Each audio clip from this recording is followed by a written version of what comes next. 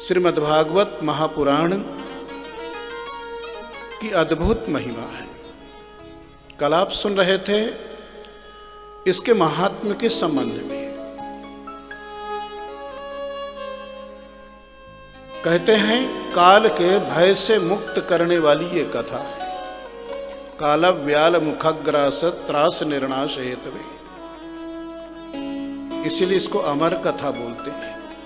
संसार में ऐसी कोई कथा नहीं जिसको अमर कथा बोलते हो। केवल श्रीमद् भागवत कथा का दूसरा नाम है अमर कथा।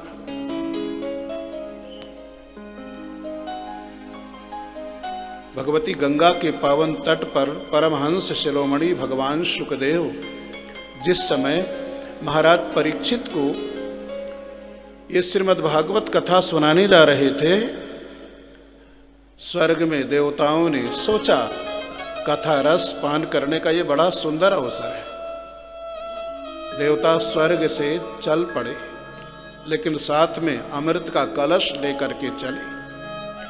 भगवती गंगा के पावन तट पर जहां पर सुखदेव जी महाराज परीक्षित को ये कथा सुनाने जा रहे थे, देवता उपस्थित हुए।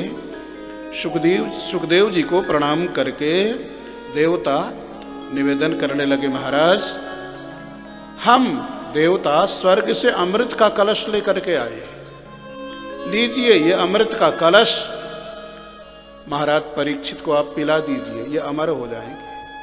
इसके बदले में आप हमको कथा रूपी भागवत कथा रूपी अमृत का पान करवा दीजिए। कथा सुधाम प्रयच्छस्व गृहीत्वैव सुधामिमा। सुन करके सुखदेव जी हंस पड़े और कहने लगे, देवताओं अपने कार्य को सिद्ध करने में तुम बड़े कुशल हो, लेकिन तुम्हारा स्वर्ग का जो ये अमृत है और हमारे पास पृथ्वी पर ये जो कथा रूपी अमृत है, दोनों की कोई तुलना नहीं, दोनों की कोई समानता नहीं। क्व सुधा क्व कथा लोके क्व काचः क्व मणिर्महान् ब्रह्मरातो विचार्यैवं तदा देवान् जहास तदा देवान् जहास।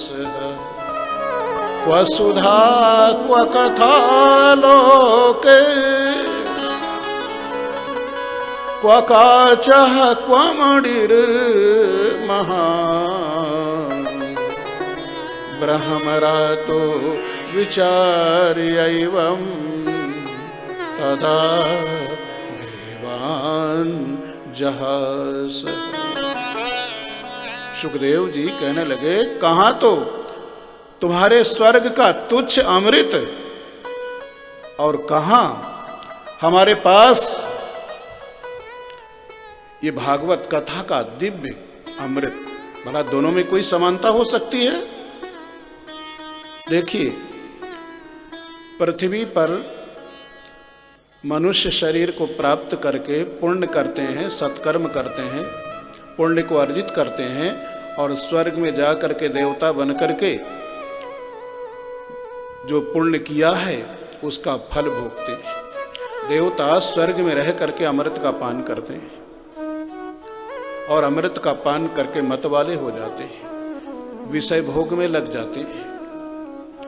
जितना जितना देवता अमृत का पान करते जाते हैं, उतना उतना उनका पुण्य क्षीण होता जाता है और अंत में क्षीणे पुण्य मर्त्य लोकम विशंति।